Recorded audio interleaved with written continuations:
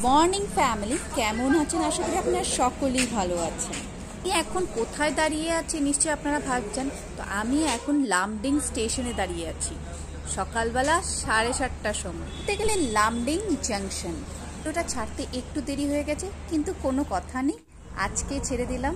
আমাকে কমেন্টে বা মেসেজে জিজ্ঞাসা করেছেন যে এত বড় শীতলা পূজা কোথায় হয় বা কোন জায়গায় আছে আসামের। আসামের লোকেল তেনারা জানেন, কিন্তু যেনারা বাইরে থাকেন তেনারা হয়তো জানেন না, তাই আমাকে জিজ্ঞাসা করেছেন। জাংশন আপার আসাম, লোয়ার আসামের মিডিলেই পড়ে। অ্যাকচুয়ালি কাছাড় ডিস্ট্রিক্টে ঢোকার আগে লামডিং জাংশন হয়েই যেতে হবে। আপনারা বাই ট্রেনে আসেন তাহলে লামডিং জাংশন মিডিলেই পড়বে। লামডিং জাংশনটা খুঁজতেও আপনাদের বেশি সময় লাগবে না, কারণ লামডিং জাংশন হয়েই আপনাদের আপার আসামে যেতে হবে। অফিসিয়াল বা কমিউনিকেবল ল্যাঙ্গুয়েজই হলো বেঙ্গলি। 60 to 70% মেজরিটি হলো বেঙ্গলি, তাই কথাবার্তা বলতেও কারোর অসুবিধা হবে না। বেশি বড় না হলেও কিন্তু দেখতে ভীষণ সুন্দর জায়গা। বেশিরভাগ অ্যাপার্টমেন্টই হলো রেলওয়েতে, তাই আস্তে আস্তে করে ডেভেলপমেন্ট হচ্ছে।